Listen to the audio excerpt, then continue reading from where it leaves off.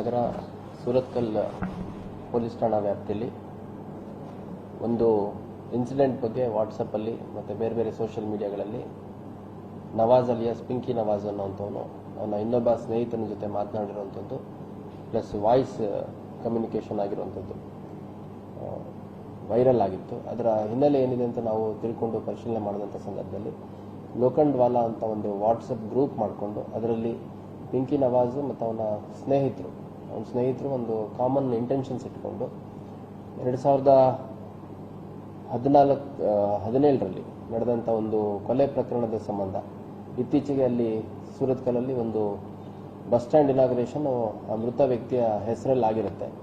So ಇದಕ್ಕೇನಾದರೂ ನಾವು retaliate ಮಾಡಬೇಕು ಅಂತಂದು ಅದ್ರ ಬಗ್ಗೆ ಚರ್ಚೆ ಮಾಡುವಂಥ ವಿಷಯ ಆಗಿದೆ. ನಾವು ಕಾನೂನು ತಜ್ಞರ ಅಭಿಪ್ರಾಯ ಪಡೆದುಬಿಟ್ಟು ಒಂದು ಪ್ರಕರಣವನ್ನು ದಾಖಲು ಮಾಡ್ಕೊಂಡಿದ್ದೀವಿ. ಆ ಪ್ರಕರಣದಲ್ಲಿ ಆ ಲೋಖಂಡ್ವಾಲಾ ಅನ್ನುವಂಥ ಒಂದು ಗ್ರೂಪ್ ಏನಿತ್ತು, ಆ ಗ್ರೂಪ್ನ ಒಟ್ಟು 5 ಜನ ಆರೋಪಿಗಳನ್ನು ನಾವು ಅರೆಸ್ಟ್ ಮಾಡಿದ್ದೀವಿ.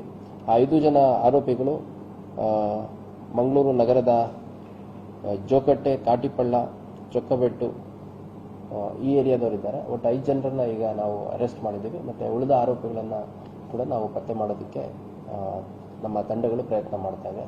ಮತ್ತು ಈ ಪ್ರಕರಣದ ಪ್ರಮುಖ ಆರೋಪಿ ಏನಿದ್ದಾನೆ ಇವನು ಮೊಹಮ್ಮದ್ ನವಾಜ್ ಅಲಿಯಾಸ್ ಪಿಂಕಿ ನವಾಜ್ ಅನ್ನುವಂಥವನು. ಇವನು ದೀಪಕ್ ರಾವ್ ಅನ್ನೋಂಥ ಒಬ್ಬ ವ್ಯಕ್ತಿದು ಕೊಲೆ ಆಗಿರುತ್ತೆ 4 ವರ್ಷಗಳ ಹಿಂದೆ. ಆ ಪ್ರಕರಣದ ಪ್ರಮುಖ ಆರೋಪಿಯಾಗಿರ್ತಾನೆ ಮತ್ತು ಆ ಪ್ರಕರಣದಲ್ಲಿ ಬೇಲ್ ತೊಗೊಂಡು ಬಂದಿರ್ತಾನೆ.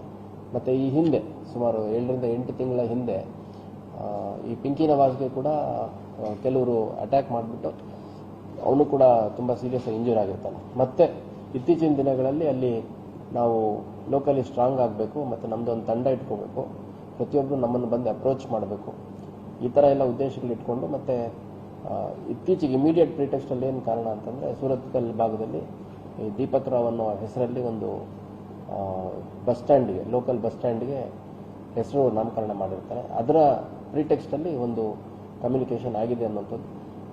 ಅವ್ರುಗಳನ್ನೆಲ್ಲ ಟಾರ್ಗೆಟ್ ಮಾಡಿಕೊಂಡು ಇನ್ಕ್ಲೂಡಿಂಗ್ ಒಬ್ಬ ಲೋಕಲ್ ಕಾರ್ಪೊರೇಟರ್ ಹೆಸರನ್ನು ಕೂಡ ರೆಫರೆನ್ಸ್ ತಗೊಂಡು ಈ ಒಂದು ಕೃತ್ಯಕ್ಕೆ ತಯಾರಿ ನಡೆಸಿದ್ದು ನಮಗೆ ತನಿಖೆಯಲ್ಲಿ ತಿಳಿದು